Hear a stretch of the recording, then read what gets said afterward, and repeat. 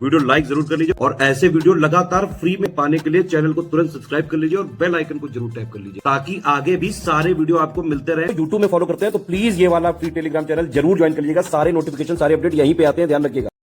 Hello दोस्तों, आप सारे व्यूअर्स का बहुत बहुत स्वागत है एक बार फिर से। स्टडी फॉर सिविल सर्विसेज का फाइनल पेड ग्रुप शुरू होता है 4 दिसंबर 2023 से 11 फरवरी 2024 को आपका पेपर होना है, ये क्लैरिटी रखिए।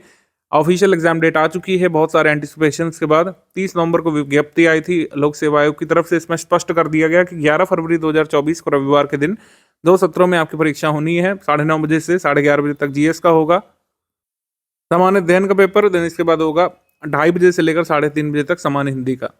तो फाइनली एग्जाम डेट आ चुकी है। अब यहाँ पर कोई बहाना किसी के पास है नहीं कि कैसे पढ़ा जाए, अभी हमको पता नहीं कि कब होगा एग्जाम। फाइनली एग्जाम आपका होना है आज से करीब 65 दिवस बाद, 65-66 दिवस बाद। अगर हम 4 दिसंबर से जोड़ें आपका पेपर होना है, तो जो स्ट्रैटेजी रहेगी वो बहुत ही स्पष्ट रखने की कोशिश करेंगे, बहुत कम शब्दों में और बहुत शॉर्ट। सबसे पहले आपको स्टडी मटेरियल वाले ग्रुप में जोड़ा गया होगा। जो लोग ग्रुप में आ चुके हैं आपने देख ही लिया होगा, पीडीएफ वगैरह सब उसमें लगा दी गई हैं और उसमें स्टेप बाय स्टेप मैसेज में बता दिया गया है कि इस सब्जेक्ट की कौन कौन सी पीडीएफ है। मोस्ट अपडेटेड स्टडी मटेरियल जो है हमारे लेटेस्ट पेड ग्रुप में ही मिल सकता है। जो लोग ग्रुप में आ चुके हैं आपने डाउनलोड कर लिया होगा, देख लिया होगा उसको। हमारा डाउट क्लियरेंस का पेड ग्रुप भी शुरू हो चुका है, उसमें आप अपने डाउट पूछ सकते हैं और ये पूरा ग्रुप हम चलाएंगे डाउट क्लियरेंस का। 11 फरवरी की सुबह तक आपका चलेगा। आप इस बीच अपने कोई भी डाउट हैं सिलेबस से संबंधित, हमारे कंटेंट से संबंधित, पीवाईक्यू से संबंधित, यहाँ पर डिस्कस कर सकते हैं। कोई भी कंफ्यूजन आपको किसी भी सब्जेक्ट में, तुरंत एडमिन पैनल आपको रिस्पॉन्स करेगा। और अब हमारा रिस्पॉन्स रेट बहुत ही आपको त्वरित देखने को मिलेगा और बहुत ही कह सकते हैं हम यहाँ पे ध्यान दे रहे हैं कि आर पेड ग्रुप में कोई भी डाउट हो उसको तुरंत सॉल्व किया जाए जब तक आपका एग्जाम नहीं हो जाता। स्ट्रैटेजी वीडियो सबसे पहले पूरा देख लीजिएगा और पेड ग्रुप में स्टडी मटेरियल कैसे देखने के लिए अभी एक सेपरेट वीडियो आपको दे दिया जाएगा, वीडियो नंबर 2। अब देखिए, ज़्यादा दिवस तो आपके पास बचे नहीं, मैंने बताया आपको 65-66 दिवस आपके पास बचे हैं। एक हफ्ते बाद बचेंगे सिर्फ 60। तो यहाँ पर आपको पढ़ना भी है, अपनी कमियों को भी दूर करना है, खामियों को, जो कुछ भी आपका रह रहा है उसको भी कवर करना है और जितना आप पढ़ चुके हैं उसका मल्टीपल टाइम्स रिवीजन भी करना है। तो यहाँ पे जैसे लिखा हुआ है कि डेली आपको एक एक मॉड्यूल आएगा, तो अब इसको देखने का मेरे हिसाब से कोई ज़्यादा औचित्य बचा नहीं है। 60 दिन आप सिर्फ मॉड्यूल नहीं पढ़ते रह सकते हैं, इस वजह से आपको सब्जेक्ट वाइज पढ़ना शुरू कर देना चाहिए। सब्जेक्ट वाइज और मॉड्यूल वाइज का कंटेंट बिल्कुल सेम है, कोई अंतर नहीं है। तो सब्जेक्ट वाइज कंप्लीट नोट्स आपको मेरे हिसाब से पढ़ना शुरू कर देना चाहिए, मॉड्यूल की तरफ ध्यान नहीं देना चाहिए। हालांकि मॉड्यूल हम अपलोड करेंगे ग्रुप में, लेकिन अब आप उसको दरकिनार कर सकते हैं। मेरे हिसाब से अब आपको सब्जेक्ट वाइज ही प्रिपेयर करना चाहिए, जिससे आप मल्टीपल टाइम्स रिवीजन कर लें 50 दिवस और लास्ट टाइम जो प्रैक्टिस करें और जो सब्जेक्ट वीक रह गया उसको देखें और मतलब कुल मिलाकर प्रैक्टिस ज़्यादा करें। अंत के समय में स्टडी आप करके रख लीजिए जितनी आपको करना है अगले 50 दिवस तक। हमने कोशिश की है कि सारा स्टडी मटेरियल आपको तुरंत ही मिल जाए, मतलब जैसे आपने ग्रुप ज्वाइन किया तो आपको फेब 2023 से लेकर नवंबर 2023 तक का करंट अफेयर एक साथ आपको मिल गया होगा। बाकी आगे के मंथ का मिलता रहेगा। लगभग सारा स्टडी मटेरियल जो है ग्रुप में प्रोवाइड कर दिया गया है। आगे जो अपडेट होंगे वो आपको मिलते रहेंगे। अपडेट बेसिकली कुछ क्लैरिफिकेशन हो सकते हैं, कुछ इंपॉर्टेंट डिटेल हो सकती है जो हम आपको देना चाहेंगे। यहाँ पर जैसे लिखा हुआ डेली 5 से घंटे पढ़ना है, ये लास्ट मंथ जो हमने दिया था उसका है। अब मेरे हिसाब से डेली कम से कम 7 आवर का स्टडी प्लान आपको करना चाहिए। और ये मैं क्यों बता रहा हूँ, अब बार बार बताने की ज़रूरत है नहीं, ये केवल एक हैवॉक क्रिएट करने के लिए नहीं है। नंबर बताए जा रहे हैं, 11 लाख फॉर्म्स मायने रखते हैं किसी भी वैकेंसी में, और वैकेंसी की संख्या कितनी है अभी के लिए जो बताई जा रही है 411, आपको पता है 411 पोस्ट पर 11 लाख फॉर्म भरे गए हैं। जितने भी लोग अपीयर होंगे वो सब देखने वाली बात होगी, लेकिन आप मान के चलिए आपको परीक्षा में हर एक पोस्ट के लिए 2599 लोगों से भिड़ना है। एक पोस्ट पर करीब 2600 कैंडिडेट हम यहाँ पे मान के चल सकते हैं अगर मैथमेटिकल कैलकुलेशंस लगाएं। हालांकि आपको पता है बहुत सारे लोग एग्जाम देने नहीं आएंगे, सीरीज प्रिपरेशन बहुत लिमिटेड नंबर ऑफ लोग ही करते हैं, लेकिन फिर भी मैं यहाँ पे बता रहा हूँ कि अभी कंपटीशन बहुत हाई रहेगा जब तक आप सिलेक्ट नहीं हो जाते। जब तक सिलेक्ट नहीं हो जाते तब तक कंपटीशन हाई मान के चलना चाहिए हमको, इसमें कोई बुराई नहीं है। अवेयर रहने में कोई बुराई नहीं है, सेल्फ एस्टीम सेल्फ कॉन्फिडेंस बना रहना चाहिए, लेकिन हमको चीज़ों को अवेयर रहना चाहिए। हम सेल्फ डिनाइल में नहीं रह सकते हैं। कंपटीशन तो टफ है इसमें, और अन्य जितने भी एग्जाम अभी तक हुए हैं यूपीपीसीएस के द्वारा, उनमें से सबसे टफेस्ट कंपटीशन के हिसाब से प्री हम इसको देख सकते हैं जो 11 फरवरी को आपका होगा। 11 फरवरी को कई सारे अन्य पेपर भी हैं, आपने देखा होगा एचसीएस का पेपर भी है, शायद छत्तीसगढ़ पीसीएस का भी पेपर उसी दिन रख दिया गया है। तो इस तरीके से उम्मीद है कि कुछ बच्चे यहाँ से छट जाएंगे, लेकिन वही बात है कि आपको रियलिस्टिक रहना है, आपको अपने कट ऑफ को क्लियर करने के बारे में सोचना है। क्योंकि चाहे जो हो जाए, चाहे जैसा पेपर आ जाए, चाहे जो भी सर्कमस्टांसेस हो, मेंस कितने लोग लिखेंगे? मेंस तो पोस्ट के 15 गुना लोग ही लिखेंगे ना, और अभी पोस्ट कितनी बताई जा रही है? 411।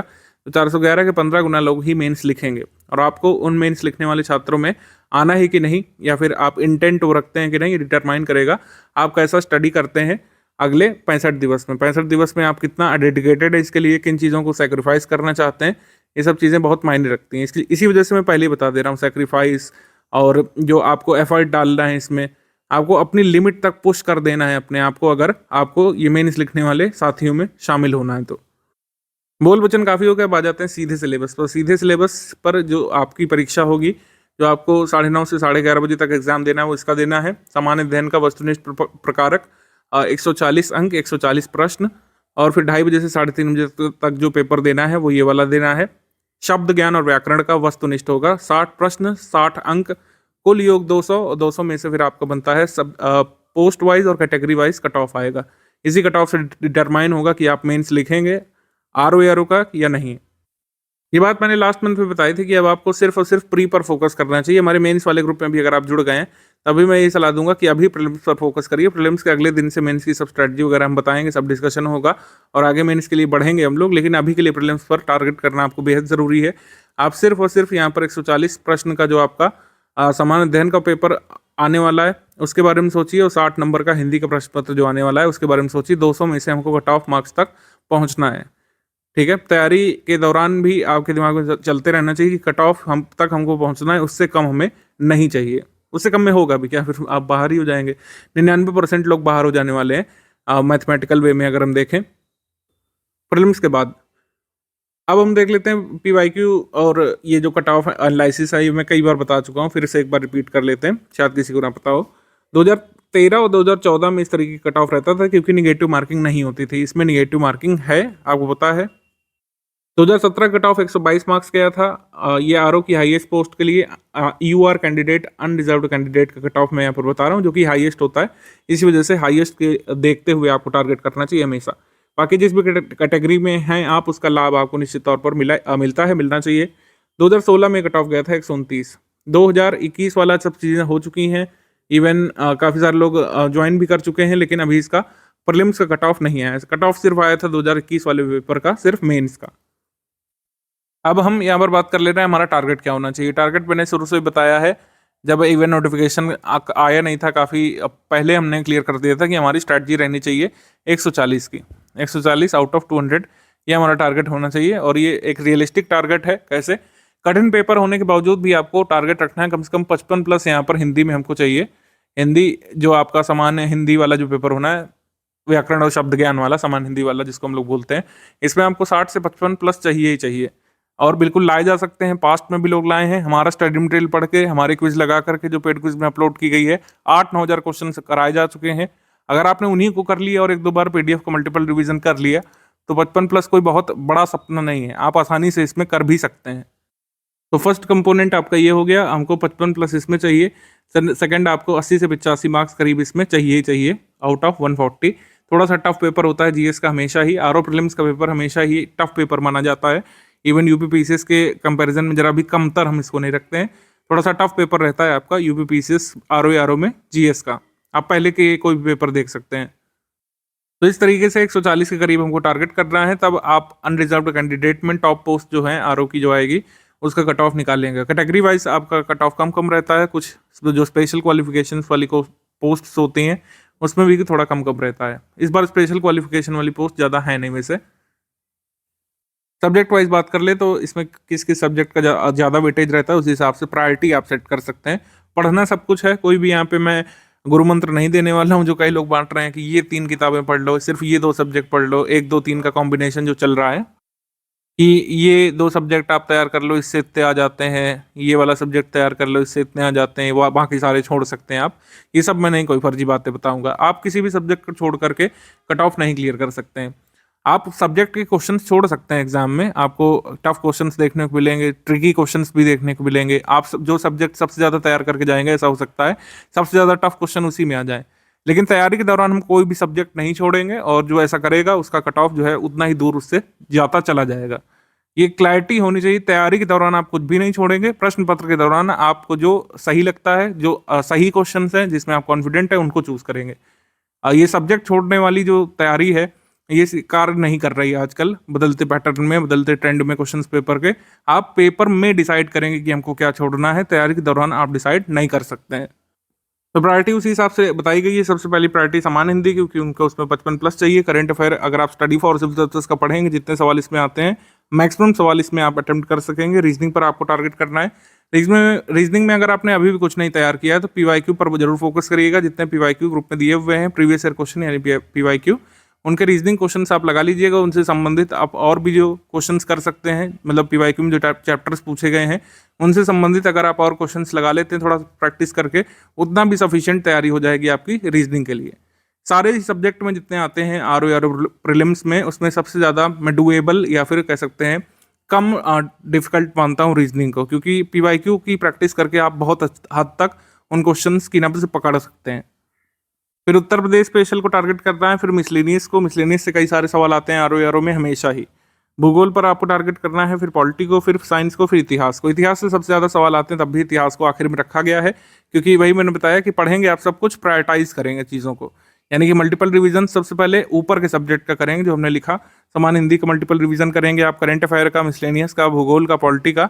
मल्टीपल रिवीजन आप इन चीज़ों को कर लें, फिर उसके बाद जो समय बचता है उसको आप हिस्ट्री को दीजिए। तो इस तरीके से प्रायोरिटी सेट की जाती है। मैं किसी भी सब्जेक्ट को छोड़ने की बातें नहीं कह रहा हूँ। सब्जेक्ट छोड़ करके एग्जाम नहीं निकाले जा सकते हैं आजकल। सब्जेक्ट में से आप क्वेश्चन छोड़िए जो आपको डिफिकल्ट लगे, वहाँ पे नॉन डुएबल लगे, वो अलग चीज़ है, वो अलग केस है। लेकिन आप तैयारी के दौरान कोई भी सब्जेक्ट यहाँ पे लीव नहीं करेंगे। एटलीस्ट जितने नोट्स दिए गए हैं स्टडी फॉर सिविल सर्विसेज के द्वारा आपको ग्रुप में, उनकी एक रीडिंग आपको कंपल्सरली करके ही जानी है, और इसका फायदा आपको एग्जाम अटेम्प्ट करते समय देखने को मिलेगा। आगे आप देख लीजिए, इतिहास से 21, 19, 23, 22 प्रश्न तक आते हैं। काफ़ी अच्छी संख्या में प्रश्न आते हैं, तो इतिहास से जिनको प्रेम है वो थोड़ा सा यहाँ पे बेनिफिट पा सकते हैं। अगर आपको इतिहास पसंद है, आप इतिहास में ज़्यादा क्वेश्चन अटेम्प्ट करना पसंद करते हैं, तो अच्छा रहेगा आपके लिए। लेकिन मैं अभी से बता दूं कि बहुत से टफ क्वेश्चन इतिहास में, भूगोल में आपको देखने को मिलेंगे। कुछ क्वेश्चन तो आपको हर टॉपिक में छोड़ने पड़ सकते हैं। ये सब आगे की स्ट्रैटेजी आपको ग्रुप में बताई जाती रहेगी, पेपर वगैरह कैसे अटेम्प्ट करना है।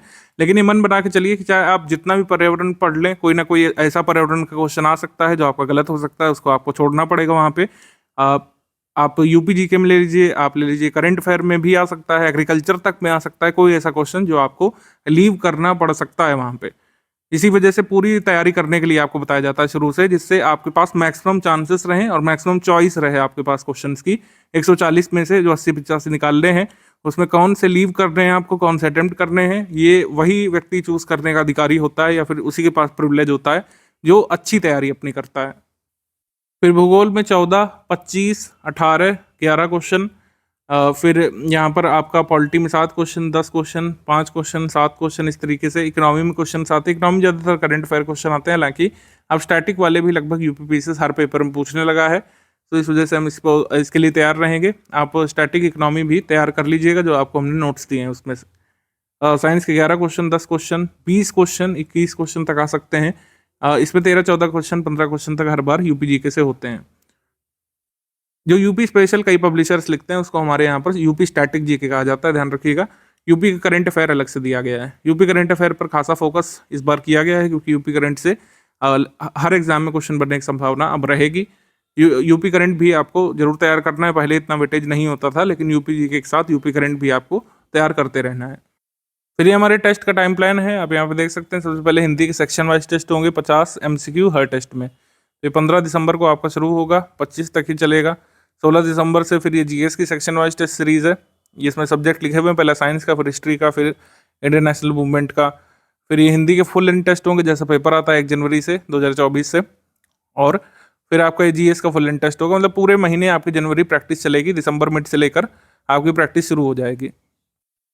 15 दिसंबर को आपका सबसे पहला टेस्ट होगा यहाँ पे, और 1 फरवरी को हम आखिरी टेस्ट यहाँ पे करेंगे। लास्ट 10 दिवस आप रिवीजन करिएगा, तो पूरा 15 दिसंबर से लेकर 1 फरवरी आपका टेस्ट, यहाँ पूरा जनवरी मतलब टेस्ट यहाँ पे चलता रहेगा। तो इस तरीके से आप प्रैक्टिस करेंगे। साथ ही साथ पेड क्विज जो हमने दी है, पेड क्विज से आप जुड़ चुके होंगे काफ़ी सारे लोग। तो पेड क्विज में 8-9 हज़ार क्वेश्चन ऑलरेडी हिंदी के अपलोड किए जा चुके हैं।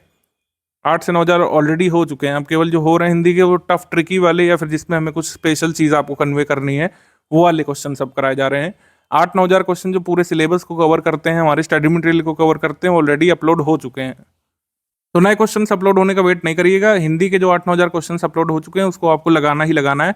एक तो चीज़ ये है कि स्टडी मटेरियल से वो क्वेश्चन हैं जो आपको स्टडी मटेरियल हिंदी का दिया गया है, तो स्टडी मटेरियल तैयार करने में उसमें आसानी होगी, और जब आप रिवीजन करने बैठेंगे दोबारा क्वेश्चंस लगाने के बाद, तब आपको बहुत क्लैरिटी मिलेगी बहुत सारी चीज़ों की, जो आपको एग्जाम में हेल्प करेगा। मतलब कोई क्वेश्चन कैसे गलत हुआ वो आपको स्टडी मटेरियल के रिवीजन के टाइम जो है पता चल जाएगा। फिर ये आपका मॉड्यूल है, डे वाइज मॉड्यूल ये दिया है, लेकिन मेरे हिसाब से अब इस पर ज़्यादा रिलाई करने की ज़रूरत नहीं है। आप सब्जेक्ट वाइज तैयार करिए, एक एक मॉड्यूल तैयार करने में काफ़ी यहाँ पे समय बीत जाएगा। आपका 1 फेब तक मॉड्यूल ही अपलोड होंगे, फिर रिवीजन का टाइम कम बचेगा। तो आप सब्जेक्ट वाइज मेरे हिसाब से आप सीधे सब्जेक्ट वाइज पर फोकस करिए।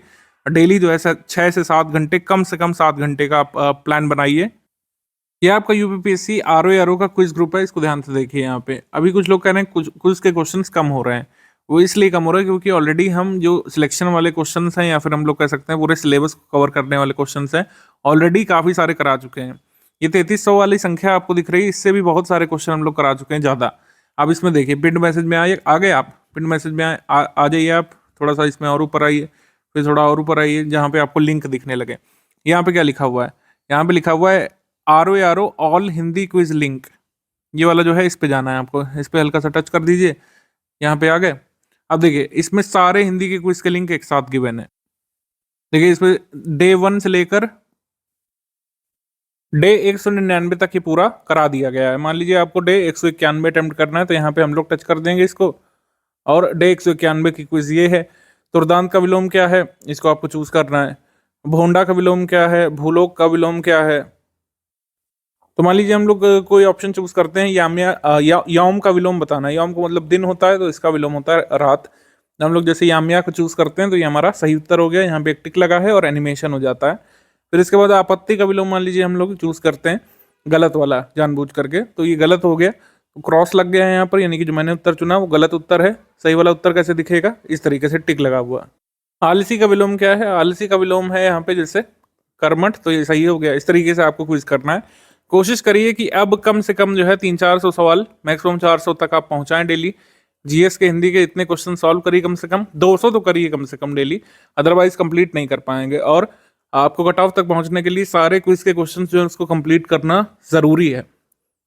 हमारा ग्रुप काफी पहले से चल रहा है, 2022 से मई से चल रहा है। तो अगर आपको लगता है कि जैसे 2022 का कोई करंट अफेयर गलती से अपलोड है, तो 2022 का करंट अफेयर वाला सवाल आप छोड़ सकते हैं। करंट अफेयर आपको कब से पढ़ना है, देखिए करंट अफेयर आपको पढ़ना चाहिए आपका जहां से ग्रुप में दिया हुआ है, जहां से ग्रुप में दिया है वहां से पढ़ना चाहिए। लेकिन अभी क्या कर सकते हैं आप, लेटेस्ट 6 से 9 महीने का बहुत अच्छे से तैयार करना होता है, क्योंकि आपके 80% क्वेश्चन इसी से आते हैं, हमेशा की तरह ये होता है।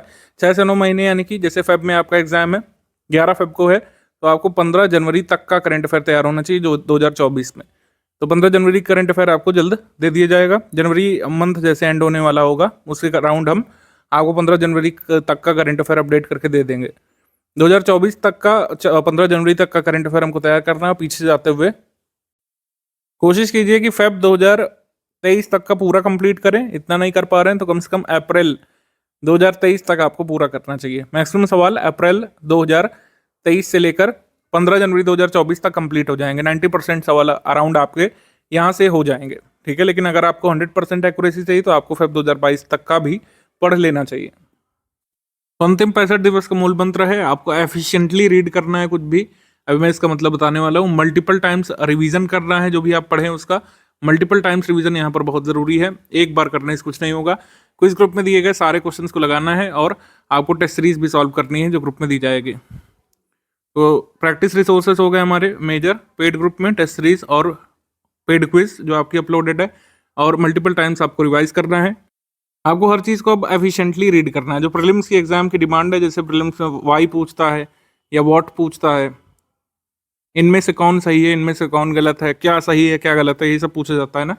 और स्टेटमेंट और असर्शन वाले मतलब असर्शन रीजन वाले सवाल होते हैं, कॉन्सेप्चुअल है, वो भी आपके स्टडी मटेरियल में से ही कवर होंगे।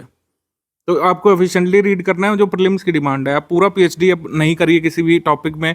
मान लीजिए आप भारत की नदियाँ पढ़ रहे हैं, तो जो पूछा जाता है एग्जाम में, जो एग्जाम की डिमांड है कि नदियों में जैसे ट्रिब्यूटरीज पूछी जाती हैं, जो उसमें कई सारी टेबल्स ऑटोमेटिकली आपको बनी हुई मिलती हैं, आपको अलग से कुछ नहीं बनाना है, तो उनको लर्न करना है। जो ट्रिब्यूटरीज की टेबल है, जैसे सहायक नदियों की, कौन कौन से स्टेट में कौन कौन सी नदियां हैं, नदियों के कुछ विशिष्ट फीचर्स जो दिए रहते हैं, ऐसे ही सभी टॉपिक्स में। जैसे वन है तो वन के जो फीचर्स हैं, चाहे पहाड़ हैं, उच्चावच है, तो उससे संबंधित जो भी चीज़ें नोट्स में गिवन है उसी पे स्टिक रहिए। आपको बहुत ज़्यादा अब डीप में नहीं पढ़ना है, कुल मिलाकर मतलब एकदम जड़ तक नहीं पहुंचना है, वो स्टेज पहले की थी।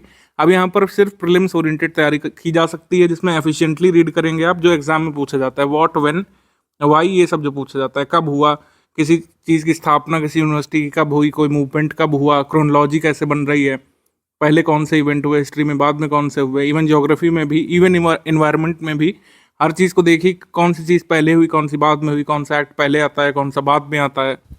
कोई भी आप मान लीजिए गवर्नमेंट स्कीम पढ़ रहे हैं, तो गवर्नमेंट स्कीम में उतना ही जितना प्रीलिम्स की एग्जाम की डिमांड है कि ये किसे बेनिफिट देगी, कब आई है स्कीम, कोई स्कीम के कुछ विशिष्ट फीचर्स हैं, और कुछ जो चीज़ें बताई गई हों, जैसे मान लीजिए कि JNNURM को कौन सी स्कीम ने रिप्लेस किया था, ये सब चीज़ें। तो जो फैक्चुअल डेटा होता है, फैक्चुअल इन्फॉर्मेशन, जितना आपको दिया गया है, अलग से कुछ नहीं, जितना दिया गया है नोट्स में से उतना। देखिए, कुल मिलाकर बात है कि समय कम है, परीक्षा की डिमांड आप पूरी कर सकते हैं, अपनी मानसिक क्षुधा नहीं शांत कर सकते हैं। कई बार आपको लगेगा कि हम जो चीज़ लर्न कर रहे हैं या फिर जो एग्जाम के लिए तैयार कर रहे हैं वो पूरी तरीके से नहीं समझ पड़ रहा है, या फिर और उसमें डीप अंडरस्टैंडिंग की ज़रूरत है। लेकिन अगर आप डीप अंडरस्टैंडिंग की तरफ जाएंगे तो बाकी सिलेबस छूट जाएगा, सिलेबस का कवरेज नहीं हो पाएगा। जितना यहाँ पे दिया गया है उतना ही करना है, उतना ही एग्जाम की डिमांड है। सारी चीज़ें आप लर्न नहीं कर पाएंगे, ना सारी चीज़ें लर्न करना है। सारी चीज़ें लर्न करने पे आ गए तो एक सब्जेक्ट भी पूरा याद नहीं कर पाएंगे।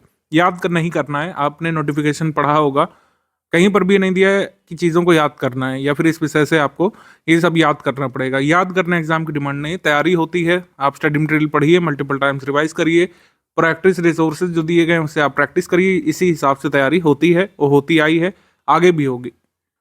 पेपर के सारे सवाल आपको हल नहीं करने हैं, ना ही आप कर पाएंगे, और ना ही पहले कभी ने किसी ने किया है, ना ही आगे कोई कर पाएगा। आपको कट ऑफ निकालना है, कट ऑफ निकालने भर का किया जा सकता है। सारे क्वेश्चन आप नहीं कर सकते हैं पेपर में दिए हुए, लेकिन आप उतने क्वेश्चन आराम से निकाल सकते हैं हमारे स्टडी मटेरियल के साथ, जितना जरूरी है कट ऑफ निकालने के लिए। अब वीडियो नंबर 2 आप देख सकते हैं, पेड ग्रुप में स्टडी मटेरियल कैसे देखें वाला वीडियो नंबर 2 आप देख सकते हैं। उसमें PDF वगैरह के बारे में बता दिया गया है, आप उसको देख लीजिए और तुरंत ही जो है 6-7 घंटे, कम से कम 6-7 घंटे की स्ट्रैटेजी बना करके स्टडीज़ अगले 65 दिवस में करना शुरू कर लीजिए। जो डिस्कशन ग्रुप में है वो अपने डाउट पूछ सकते हैं, डाउट क्लियरेंस वाले ग्रुप में आपको जोड़ा गया होगा, और डिस्कशन ग्रुप जिसका टाइटल होगा डाउट क्लियरेंस वाले ग्रुप में आप पूछ सकते हैं अपने डाउट्स, जो भी फुल पेड ग्रुप मेंबर्स हैं।